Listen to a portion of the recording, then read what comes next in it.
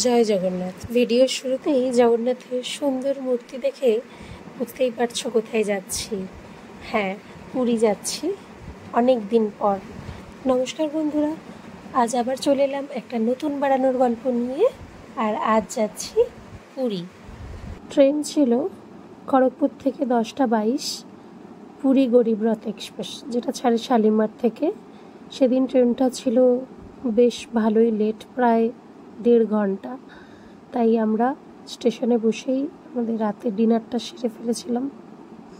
29 তারিখ রাত্রি 10:22 ট্রেন, প্রায় 29 তারিখ বের করে 30 তারিখ 12টার পরে পৌঁছলো খড়গপুর স্টেশনে। এই ট্রেনে সব কম্পার্টমেন্টগুলি এসি। ট্রেনের নাম গরিবরথ হলে কি হবে, এদিকে কিন্তু বড়লোকিয়া ট্রেন। যাই হোক, তারপর আমরা আমাদের সিট নাম্বার খুঁজে বসে পড়লাম। যেহেতু অনেকটাই রাত হয়ে গেছিল, তাই আর ওয়েট না করে ঘুমিয়েও পড়েছিলাম খুব তাড়াতাড়ি। এর মধ্যে ট্রেন চলতে শুরু করে দিয়েছিল। এক ঘুমে সকাল করে পৌঁছে গেছিলাম পুরী। পৌঁছানোর টাইম ছিল 5:10। সারা রাত ধরে গরিবরথ একদম পক্ষীরাজ ঘোড়ার টানা রথের মতন ছুটে ঠিক 5:20 মধ্যে পৌঁছে গেছিলো পুরী স্টেশনে। তারপর আমরা ওখান থেকে বাইরে বেরিয়ে এসে, এই দিন আর টোটো অটো কিছু নেইনি, সববারই টোটো অটোতে যাই। তাই এবার আমরা ঠিক করেছিলাম ওই বাসে করে যাব। তাই জন্য স্টেশন থেকে বেরিয়ে এসে কিছুক্ষণ ওয়েট করার পরেই পেয়ে গেছিলাম একটা এসি বাস, যেটার ভাড়া নিয়েছিল 10 টাকা করে, যেটা আমাদের পৌঁছে দিয়েছিল স্বর্গদ্বার পর্যন্ত। বাসে যেতে যেতে কিছুক্ষণের মধ্যেই দেখতে পেলাম সমুদ্র। এবারে আমরা ছিলাম স্বর্গদ্বারের কাছেই একটি হোটেলে, হোটেল রয় প্যালেস। হোটেলের সমস্ত ডিটেল ডেসক্রিপশনে দিয়ে দেবো, তাই হোটেলের আর ভিডিও কিছু করা হয়নি। আর এবারে আমি ঠিক করেই গেছিলাম যে পুরীতে কোনো অটো টোটো বা অন্য কোনো পাবলিক ট্রান্সপোর্টে ঘুরবো না, ঘুরবো একটা স্কুটি রেন্টে নিয়ে। সেই কথা মতো গিয়েই ফ্রেশ হয়ে আগে একটা স্কুটি রেন্টে নিয়ে নিয়েছিলাম। তারপর ফার্স্ট কাজ যোগু দাদার সাথে একটু দেখা করতে যাওয়া। যাই হোক, এরপর চলে গেছিলাম একটু যোগু দাদার সাথে দেখা। প্রথমবার পুরীর রাস্তায় স্কুটি নিয়ে যাচ্ছিলাম, তো তাই একটু অসুবিধে হচ্ছিল বই কি, জিজ্ঞেস করে করে যাচ্ছিলাম। আর এই যে পৌঁছে গেছি মন্দিরের কাছাকাছি, দূর থেকে দেখা যাচ্ছে। এইবার মন্দিরে বেশ অনেকক্ষণ টাইম কাটিয়েছিলাম। আর এইবার মন্দিরে একটু আনন্দমেলার থেকে ভোগ কিনে খেয়েওছিলাম। যদিও একথা বলা অন্যায়, ঠিক না হয়তো, কিন্তু ভোগ কিন্তু মোটেই ভালো ছিল না, উপরন্তু ভোগে গন্ধ ছিল। আমরা জানি না সঠিক ভোগ বা সঠিকভাবে ভোগ কোথা থেকে নিতে হয় বা কী। আমরা কিনেছিলাম আনন্দমেলার থেকে, যেখানে জগন্নাথের ভোগ বিক্রি করে অনেকেই সারে সারে বসে, কিন্তু ভোগ মোটেই ভালো ছিল না, ভোগে গন্ধ হয়ে গেছিলো, বোঝাই যাচ্ছিলো সেটা বাসি। যাই হোক, তো মন্দির থেকে বেরিয়ে আমরা একটু ঘোরাঘুরি করে রেস্ট নিয়ে আবার বিকেলবেলা বেরিয়ে পড়লাম বেশ কিছু জায়গা ঘুরবো বলে।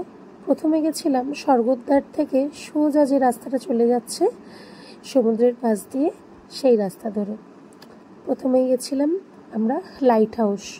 ভেবেছিলাম যে উঠবো লাইট হাউসে, কিন্তু আমাদের তাড়া ছিল আমরা মাতা মঠ যাব, যেটা অনেকেই গুপ্ত বৃন্দাবন নামে চেনেন। সেই জায়গাটাকে লোকাল লোক কিন্তু মাতা মঠ নামেই চেনে।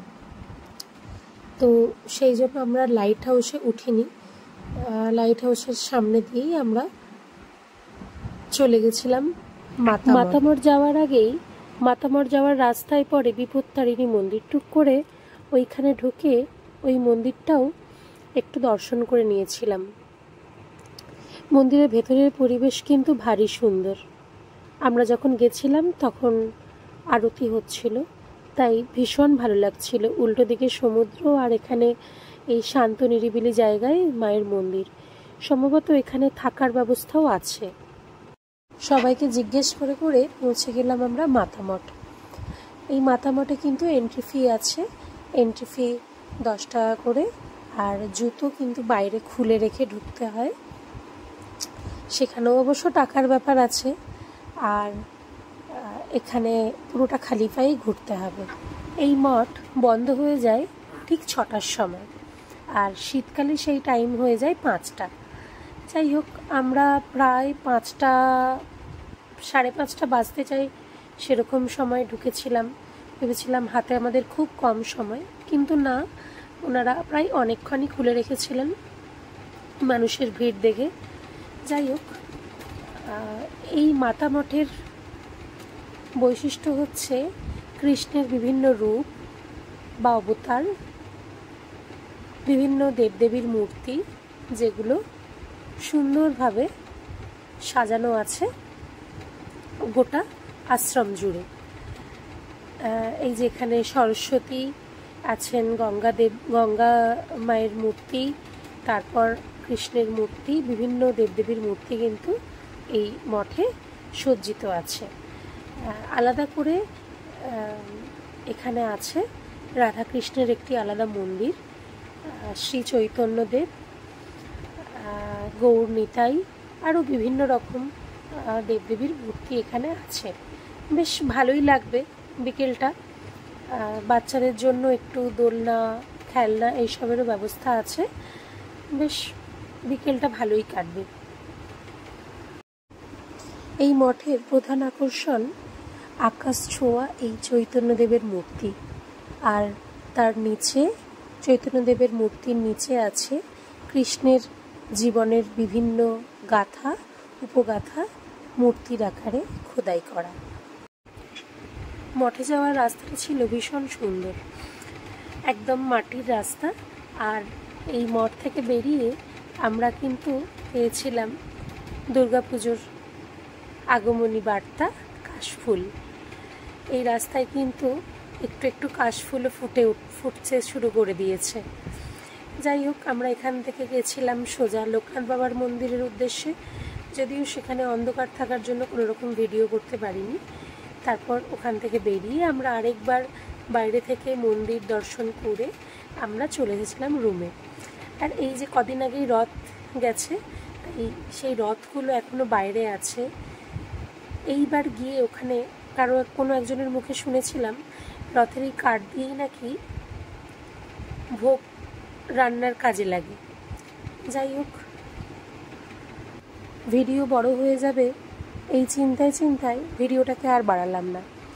পরবর্তী ভিডিও আসছে আমাদের পরবর্তী পুরীর পার্টে। ততক্ষণ সবাই ভালো থেকো, সুস্থ থেকো, আর ঘুরতে থেকো। আর ভালো লাগলে লাইক, কমেন্ট, সাবস্ক্রাইব আর শেয়ার প্লিজ করে দিও। টাটা।